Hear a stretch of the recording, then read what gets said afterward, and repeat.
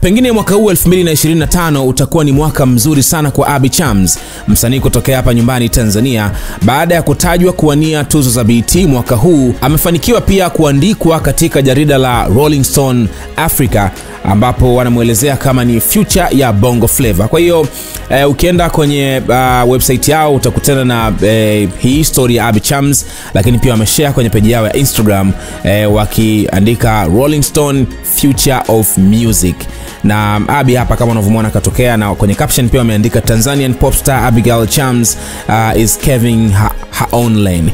So ni mambo mazuri sana ambayo so far yanatokea kwa Abby Chams. Rolling Stone limekuwa likiandika story mbalimbali za wasanii kutoka Afrika na duniani pia ambao wamekuwa wakifanya vizuri na kutengeneza historia kwenye game ya music.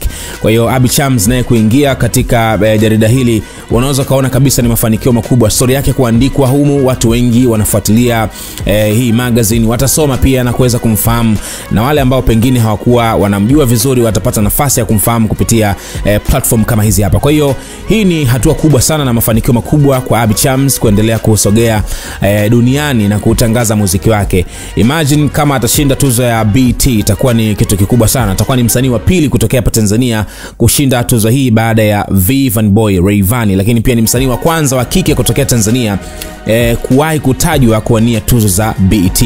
So you can see yale maneno yake na Harmonize kwamba wanajiita Grammy Gang kwake ameshaanza kutokea, kwa maana ya kuwa anazingatiwa kwenye platforms kubwa kama hizi, kutajwa kwenye tuzo, lakini pia kutokea kwenye jarida la Rolling Stone. Yote haya ni mambo ambayo waliyatabiri yeye na Harmonize, ila kwake tayari ameshaanza kutokea. Na kiukweli she's so talented, ni miongoni mwa watoto wa kike ambao wana talent kubwa sana ya muziki. Anatengeneza muziki mzuri, ana sauti nzuri, performer mzuri pia na mambo mengine. Kwa hiyo you can see the future of Abby Chams is very bright, na akiendelea kuiwakilisha Bongo Flava. Niambia kwenye sehemu ya comments hapo na mtazamo gani, lakini pia nikukumbushe kusubscribe hapa SnS kwa taarifa nyingine kila wakati.